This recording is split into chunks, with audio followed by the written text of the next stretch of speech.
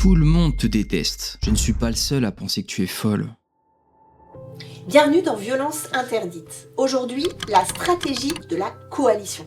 Tout d'abord, dans la première phrase, il y a affirmation d'un sentiment négatif hyperbolique, la détestation, envers la destinataire. Et dans le deuxième exemple, il y a un jugement critique pathologisant à son endroit.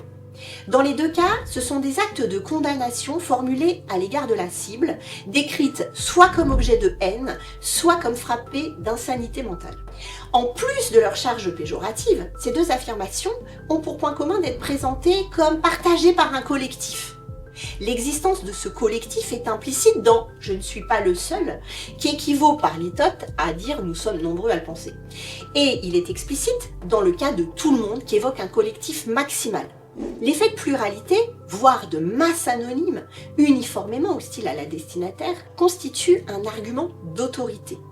Il s'agit plus précisément de ce qu'on appelle l'argument de l'appel au peuple, qui consiste, pour le locuteur, à convoquer l'avis, effectif ou supposé, d'un groupe de préférence nombreux, pour cautionner son dire. Autrement dit, le jugement critique du locuteur, jugement donc subjectif, se pare d'objectivité sous prétexte qu'il serait partagé. On voit à l'œuvre un argument fallacieux implicite du type « si tout le monde te déteste, c'est bien que tu es détestable ». Par un tour de passe-passe énonciatif, un sentiment tout personnel, je te déteste, devient une propriété intrinsèque de la cible, tu es détestable.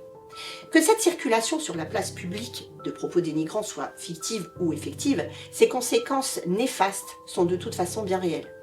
Ainsi que le note le Haut Conseil à l'égalité entre les femmes et les hommes, la perspective d'une publicisation de l'acte de condamnation lui confère un potentiel rayonnement qui décuple les effets négatifs sur la victime. En effet, en conduisant la cible à penser qu'elle est l'objet de perceptions unanimement négatives, de médisance, de calomnie, l'expéditeur peut induire chez elle des sentiments de rejet et d'humiliation, pouvant la conduire à s'auto-exclure dans un cercle particulièrement vicieux. Que l'agresseur recrute des alliés ou se représente ainsi est une stratégie répertoriée parmi les tactiques de violence psychologique.